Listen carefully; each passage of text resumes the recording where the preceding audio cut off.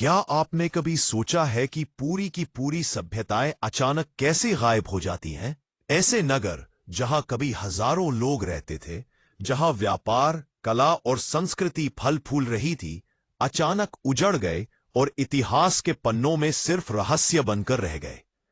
आज हम बात करेंगे भारत के उन्हीं गुमशुदा नगरों की जो कभी वैभव और समृद्धि का प्रतीक थे और आज हमें खंडरों में उनकी झलक मिलती है।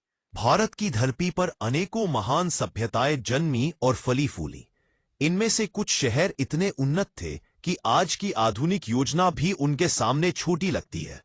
लेकिन समय का पहिया घूमता गया और ये नगर मिट्टी और खामोशी में बदल गए। सबसे पहले बात करते हैं सिंधु घाटी सभ्यता के नगरों की, मोहनजोदड़ो और हड़प्पा। ये नगर लगभग 5000 साल पहले अस्तित्व में थे। इनकी सड़कों की योजना, जल निकासी प्रणाली और विशाल स्नानागार आज भी वैज्ञानिकों को हैरान कर देते हैं। उस समय के लोग लेखन प्रणाली, व्यापार और प्रशासनिक व्यवस्था से लैस थे। लेकिन सवाल उठता है, इतने उन्नत नगर अचानक क्यों समाप्त हो गए? कुछ विद्वानों का मानना है कि लगातार आई बाढ़ों ने इन्हें तबाह कर दिया। कुछ कहते हैं कि जलवायु परिवर्तन ने इन्हें रहने लायक नहीं छोड़ा, और कुछ इसे किसी बड़े युद्ध का परिणाम मानते हैं। सच क्या है, यह आज भी रहस्य है।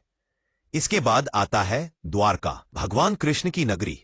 प्राचीन ग्रंथों में इसका जिक्र मिलता है कि समुद्र ने इस नगरी को अपने भीतर समा लिया। आधुनिक समुद्री पुरातत्वीय खोजों में गुजरात के तट पर पानी के नीचे मंदिरों और संरचनाओं के अवशेष मिले हैं।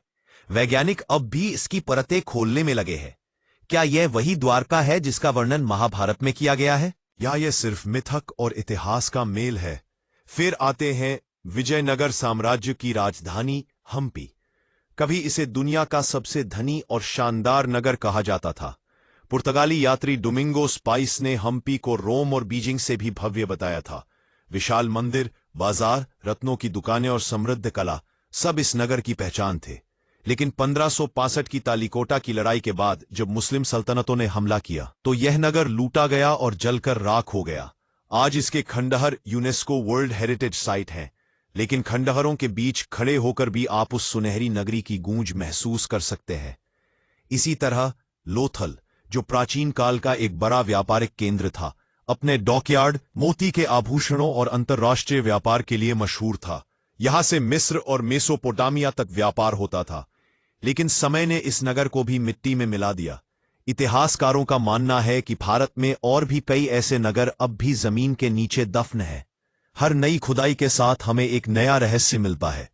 फिर भारत के ये गुमशुदा नगर हमें सिर्फ इतिहास नहीं बताते, बल्कि हमें यह भी याद दिलाते हैं कि सभ्यताएं चाहे कितनी ही महान क्यों न हो, समय के सामने वे भी नश्वर है। इन प्राचीन नगरों की खामोश दीवारें आज भी हमें पुकारती हैं। ये खंडहर हमें यह एहसास कराते हैं कि भारत की सभ्यता कितनी समृद्ध, कितनी जटिल और कितनी रहस्यमयी रही है।